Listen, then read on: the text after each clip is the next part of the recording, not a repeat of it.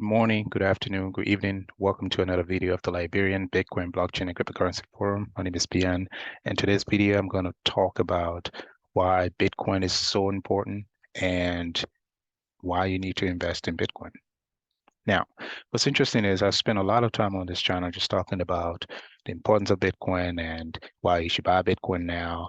And a lot of you guys are just like, man, what's up with this Bitcoin thing? It's just getting too much. But the reason why I keep talking about it is because I think it's necessary for me to really echo this out because, if you understand the financial system, how it works, and the disadvantage it actually creates for everyday people, you will understand why I'm always talking about Bitcoin, the importance of buying Bitcoin. Now, one of the most important reasons why I think Bitcoin is so important is the fact that Bitcoin cannot be printed by the government. The government has no control on the production or the mining of Bitcoin. It's important to know that is because the current financial system is actually highly reliable on government control.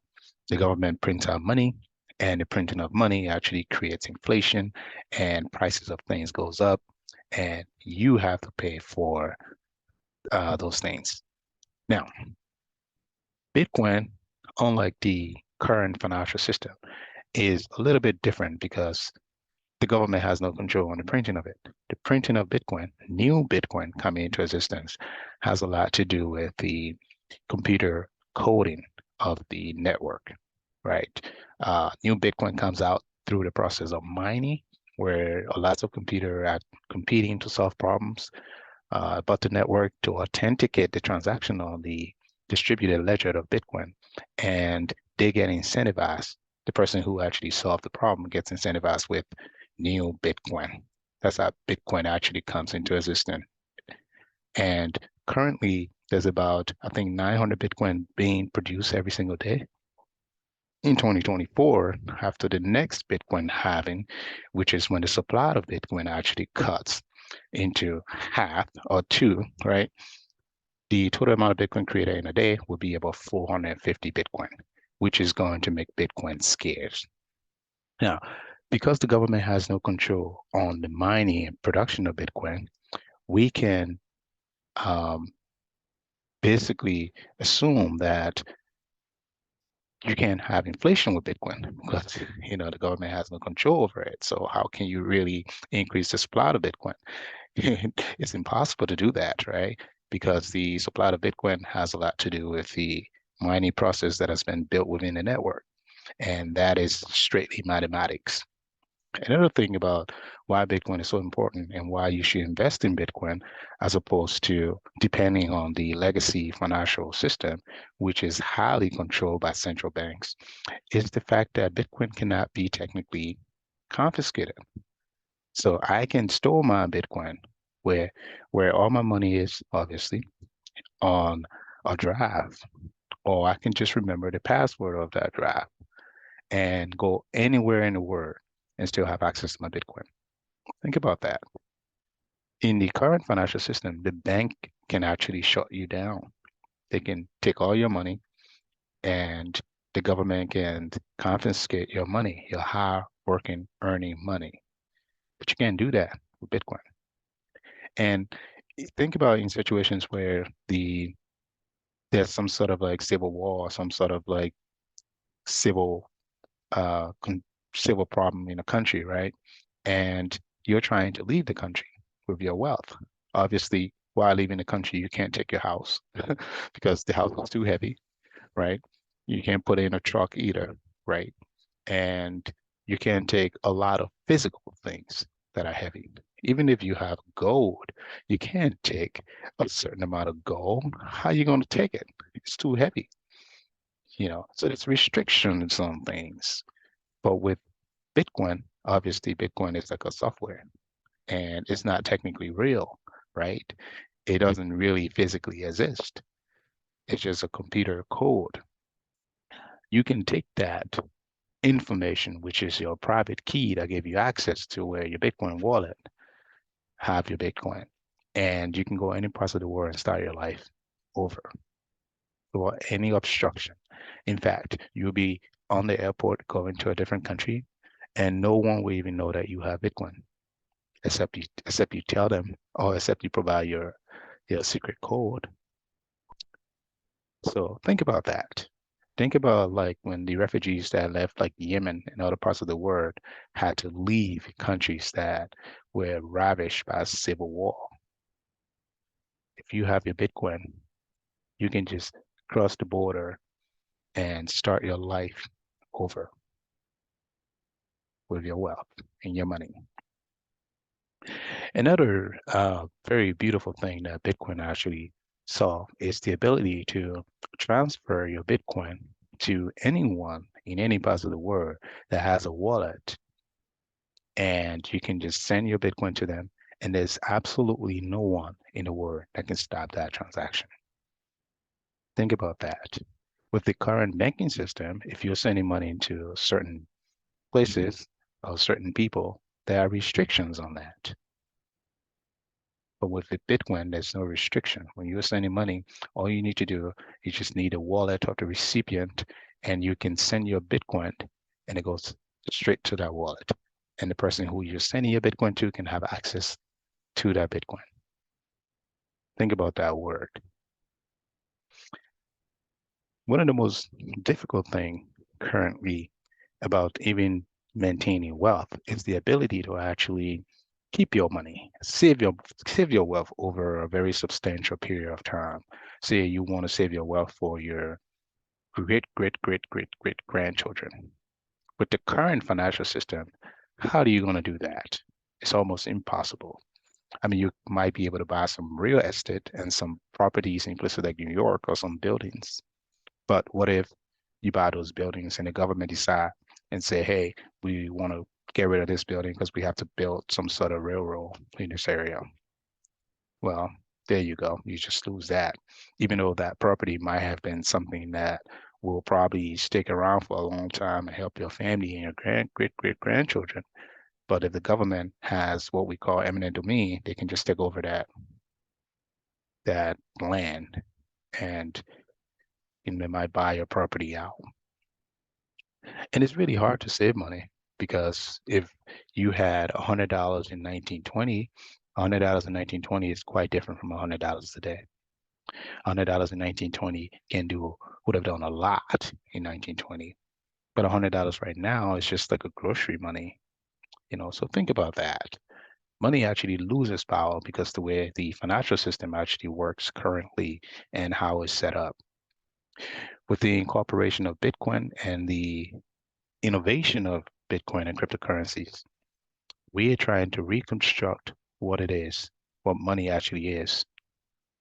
And we are taking the authority from a centralized entity like central banks and like the Federal Reserve. We're taking that authority into the hands of computers, into the hands of AI, into the hands of coding and mathematics, because we realize mathematics, computer coding, those are codes, and they're technically laws that do not favor certain people over another because they don't know who those people are, technically. And that's where the whole world is going. And most African countries should take advantage of the Bitcoin investment process because it's important they do, especially with the failing of the US dollars currently. If the US dollar fails, imagine what happens to African currencies. They might all go to nothing or zero. Because if the dominant currency fails, all of the currency connected to that dominant currencies will have a problem. Now with Bitcoin, there's only a certain amount of Bitcoin that will ever be created, and the government have no control over the production of it. It's code, and it's proven that the government has no control over it. There will be only 21 million pieces of Bitcoin ever created. And there are more millionaires in the world over 21 million millionaires. So even if you get all the millionaires, they can even own one Bitcoin. I think it's very important and it's very necessary for a person to actually start to buy Bitcoin and save that Bitcoin for their offspring. Because $1,000 you put into Bitcoin right now might be like a lot of money for your offspring. In fact, it might be a deposit for them that they can use to get loans, and the interest generated on that Bitcoin as a store of value can be used to actually help them out financially. Don't sleep on this thing, people. Think about it. For the first time in history, we have the ability to store our wealth. We never had it before. We have the ability to protect our wealth. We have the ability to pass down our wealth in such a way where we can guarantee the maintenance of that wealth and not worried about the deflation of the currency. I think most Africans should start to think about this and start to build technology around this system because the concept of just Bitcoin as a money or as a currency is just one concept. The utility of the blockchain technology is a whole different concept that has to be explored. We have to build systems on the blockchain technology to help with the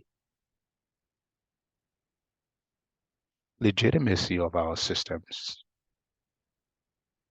because the blockchain technology is a technology that really helps with the construction of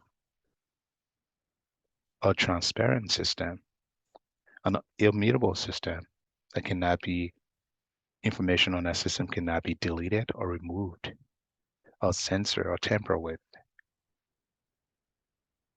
So anytime you think about going to the bar and spending a lot of money, think about how can I buy a little bit of Bitcoin?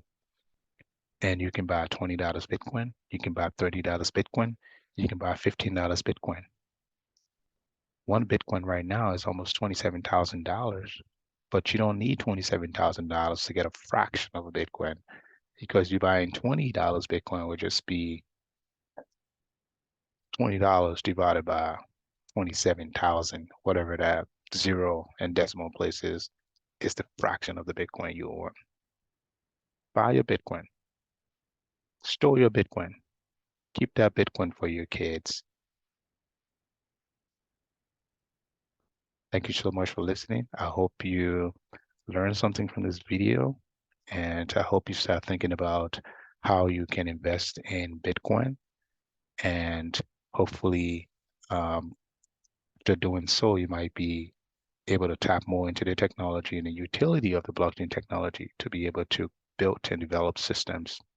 I thank you. I look forward to um, seeing you hopefully in my next video. I encourage you to hit the like button and subscribe. I also encourage you to leave a comment so that this video can go out there in the ether. Thank you. Have a nice day.